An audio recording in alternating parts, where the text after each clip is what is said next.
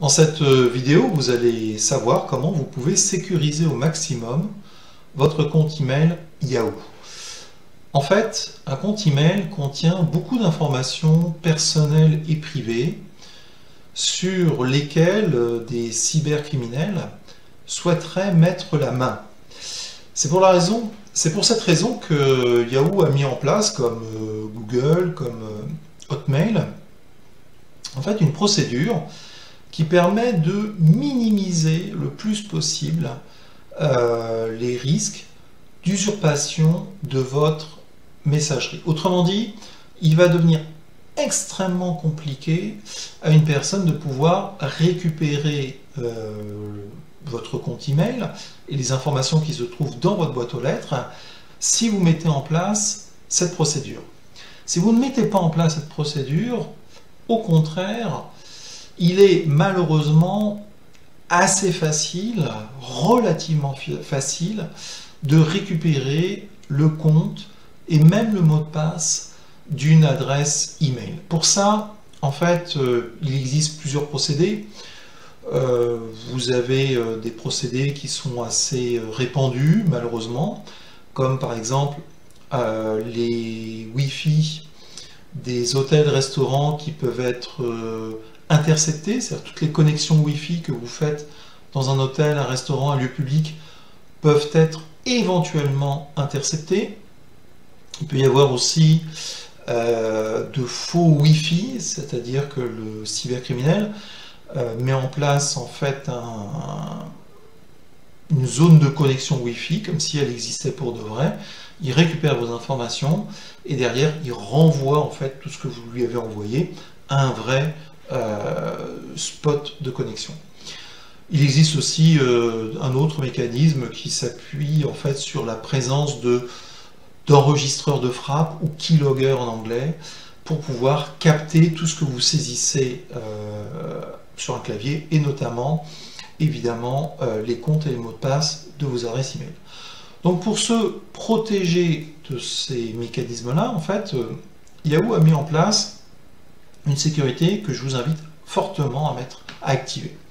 En fait, pour cela, il faut aller dans les paramètres de votre compte. Donc une fois que vous avez ouvert votre compte, donc là, par sécurité, vous voyez que Yahoo me demande mon mot de passe. Voilà. Et donc j'arrive sur les paramètres de mon compte.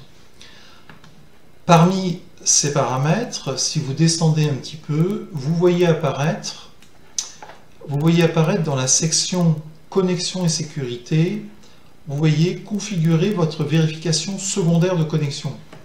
Sous ce libellé un peu anodin se cache en fait une fonctionnalité extrêmement puissante, puisque lorsque vous cliquez dessus, en fait, il va protéger votre compte. Alors, en fait, en quoi consiste cette vérification secondaire d'ouverture de session? Eh bien, c'est un fonctionnement le suivant, c'est que si Yahoo ne reconnaît pas votre périphérique ou l'emplacement depuis lequel vous connectez, par exemple si vous êtes à l'étranger, eh bien, Yahoo va vous demander de passer avec succès une deuxième étape de vérification. Donc ici, vous trouvez l'explication plus détaillée sur le fonctionnement de ce contrôle supplémentaire. Vous cliquez sur Premier pas, et là, vous devez entrer un numéro de mobile. Donc vous rentrez en fait ce numéro de téléphone qui va permettre de vérifier que ce téléphone vous appartient bien par l'envoi d'un SMS. Donc je tape un numéro de téléphone et je clique sur envoyer un code. Donc une fois que vous avez saisi votre numéro de téléphone, vous avez une petite fenêtre comme celle-ci qui apparaît et qui vous demande de saisir le code qui a été envoyé par SMS sur le téléphone. Donc il suffit en fait de reporter le numéro en question puis de cliquer sur OK.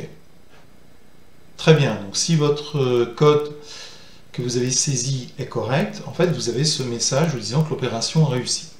Donc vous avez bien terminé la configuration de la vérification secondaire d'ouverture de session. Et à partir de ce moment-là, En fait, c'est votre numéro de mobile qui va recevoir un code de vérification pour vous connecter sur votre compte Yahoo, une fois que vous avez saisi le mot de passe, si Yahoo ne vous reconnaît pas ou trouve que le comportement est inhabituel.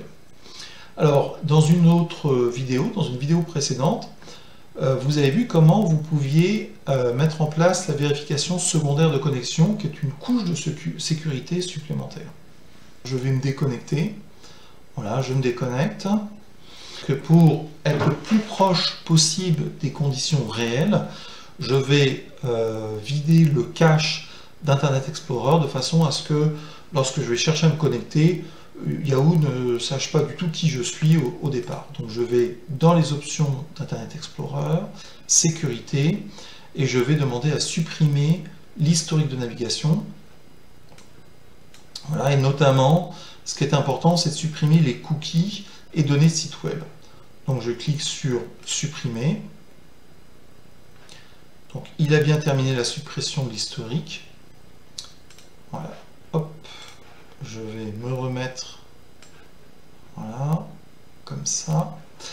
Et maintenant, ce que je peux faire, c'est me connecter avec mon compte. Très bien.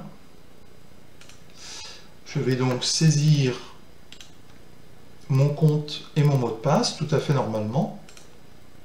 Je clique sur connexion.